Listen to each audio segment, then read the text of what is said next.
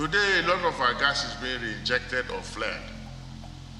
If we are able to handle this issue of theft and we're able to attract investments into this area, this can very easily double our economy if we are able to monetize the gas that we are injecting. $1.3 billion. Seriously, let that sink in. That's how much Shell and Eni shelled out for just one oil block off Nigeria's coast back in 2011. The money left their accounts, landed in a Nigerian government account, and then, poof, gone, swallowed by a maze of shell companies and private jets. Meanwhile, the hospital just down the road from that very coastline still loses power twice a day. Kids, they're doing math by candlelight. So what happened to all that cash? And why on earth does this keep happening? Nigeria pumps out about 2 million barrels of crude every single day. At today's prices, we're talking roughly $150 million daily. Annually, that's close to $50 billion in gross revenue. Yet, the World Bank tells us 63% of Nigerians scrape by on less than $2 a day. Something's seriously off here. That chasm between those gleaming offshore rigs and the crumbling cast rooms, it's the biggest heist no one outside Lagos seems to talk about at dinner. But inside Nigeria, oh, that's a conversation that never ever ends. Let's kick things off with the subsidy racket. Officially, the government pays traders to import fuel, so Nigerians can buy petrol cheaper than bottled water. Sounds good, right? In reality, many of those traders never deliver a single lighter. They just forge bills of lading, collect the hefty subsidy, and vanish. A 2012 parliamentary probe flagged $6 billion in fraudulent claims in just 2 years. Get this. One company claimed subsidies for importing 120 million liters of petrol in a single month, yet customs records showed no shit ever docked. The same probe recommended prosecutions. 10 years later, 0 convictions. Next up is the crude theft assembly line. These punch holes in pipelines, siphon crude into barges, and sell it to waiting tankers offshore. Industry sources estimate 200,000 barrels vanish daily. That's a whopping 8% of national production. At $60 a barrel, that's $12 million a day, or $4.4 billion a year. Local boys might earn $50 per boatload, but the real money flows upstream to the quiet investors. They're the ones bankrolling the barges and issuing the forged export papers. Navy patrols sometimes catch the small fish, sure, but the financiers, they typically keep their seats at the state banquet. Then comes the granddaddy of scams, the OPL 245 deal. Back in 1998, then Petroleum Minister Darnett Tate awarded this lucrative offshore block to Malibu Oil, a company he secretly controlled. Fast forward to 2011, Shell and Eni wanted the block, but they didn't want to pay Malibu directly. So, what was the solution? The company sent $1.3 billion to the Nigerian government account. The government then wired $801 million to Malibu. Malibu, in turn, paid hundreds of millions in consultancy fees that Italian prosecutors say were outright bribes. Court filings show Tate himself pocketed at least $400 million. Shell and Eni insist they paid the government, not individuals, so they claim they did nothing wrong. Nigerian courts twice ordered the block seized. Both times the orders just fizzled out. Trials drag on in Milan and Abuja, yet the oil keeps flowing and nobody sits in a prison cell. While those headline scandals grab the press, the quieter bleed is happening right inside the state oil company itself. The Nigerian National Petroleum Company Limited, NPCL, has failed to account for over 210 trillion naira in the last decade. That's roughly $280 billion at current exchange rates. Auditors have found ghost salaries, unaudited swap contracts, and missing remittances to the Federation account. Every single year, the Auditor General flags the same gaps. Every year, the board promises reform. The new Petroleum Industry Act was supposed to fix governance by turning NNPC into a commercial company. 6 months after the transition, The same opaque accounts remain, now just rebranded as Company Limited by Shares. Corruption isn't just a moral issue, it warps the entire economy.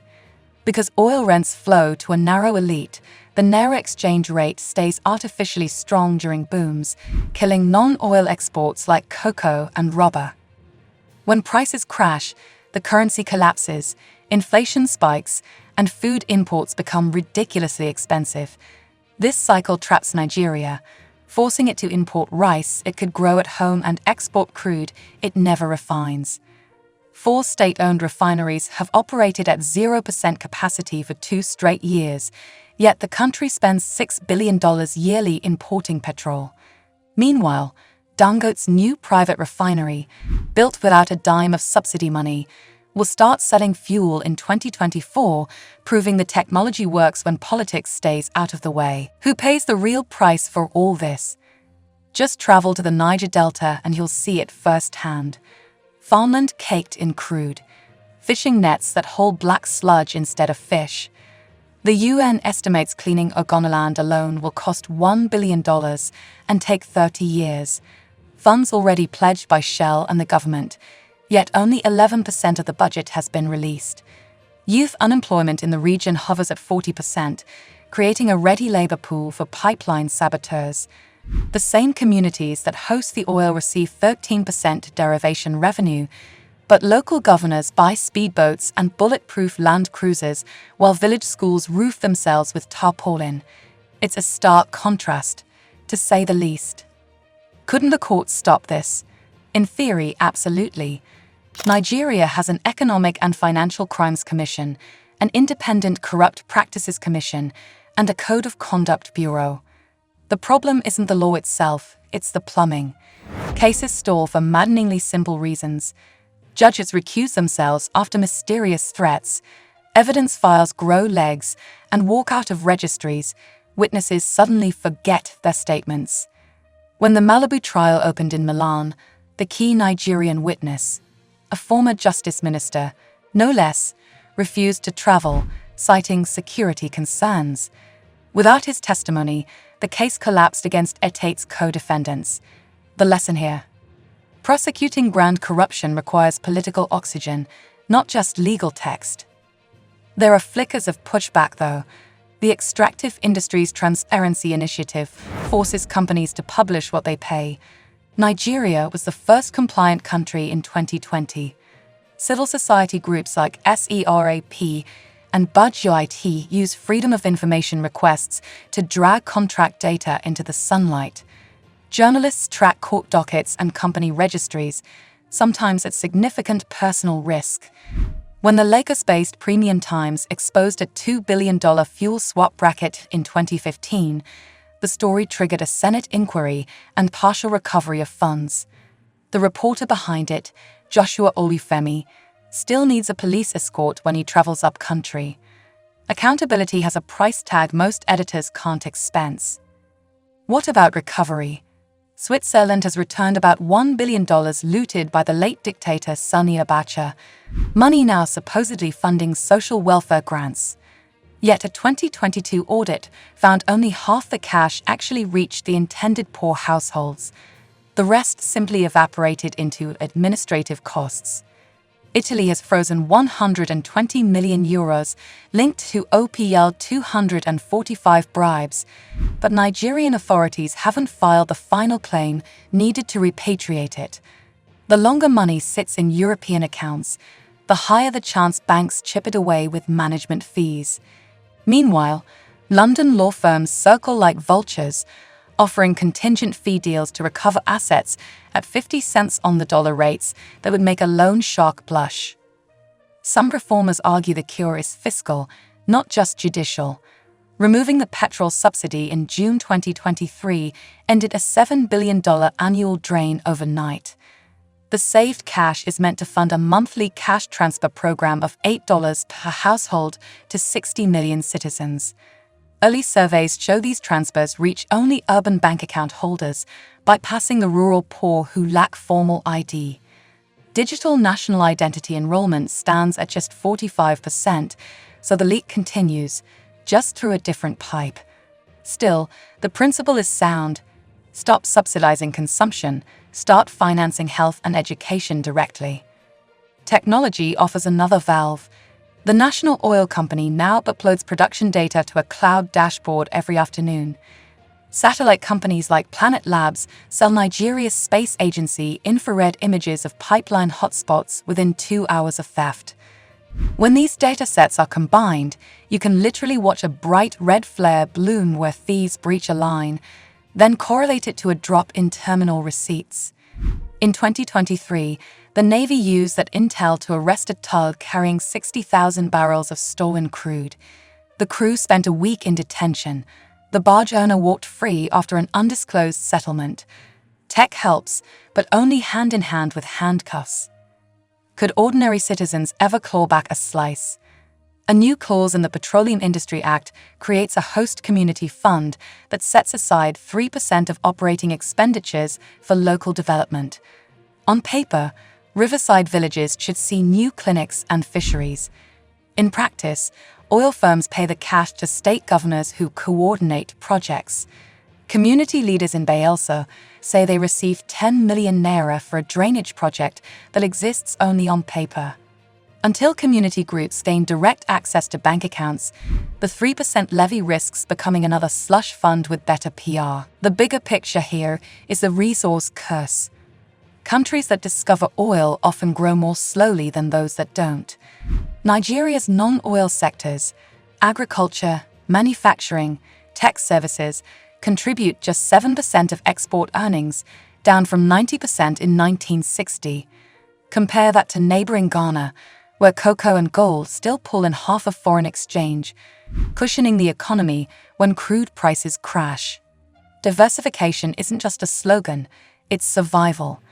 The government's auto policy that cut import duties on knocked-down vehicle parts has attracted Toyota and Innocent plants to Ogun State, creating 12,000 direct jobs.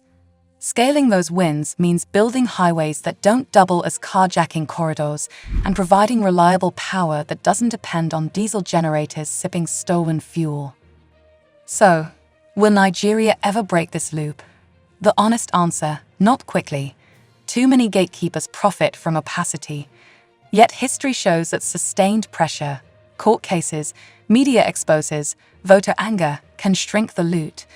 Brazil cut deforestation rates by 80% in a decade through real-time satellite alerts and relentless prosecutions.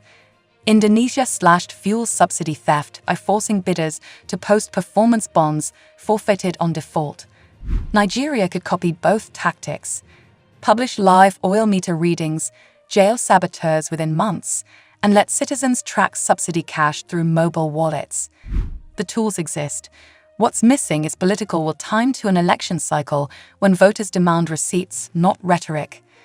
The disappearing money isn't magic, it's engineered.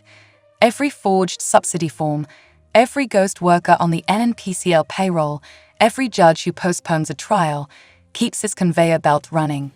But the belt can jam if enough people shove sticks into the gears. Share this video with one friend who still thinks corruption is a victimless crime. Comment below with the one reform you'd implement tomorrow if you had the gavel. And if you want more undercover stories that follow the money until the trail goes cold or hot, subscribe and hit the bell so you don't miss the next drop. Because Nigeria's oil should fuel schools, not Swiss bank accounts, and the difference starts when the rest of us stop looking away.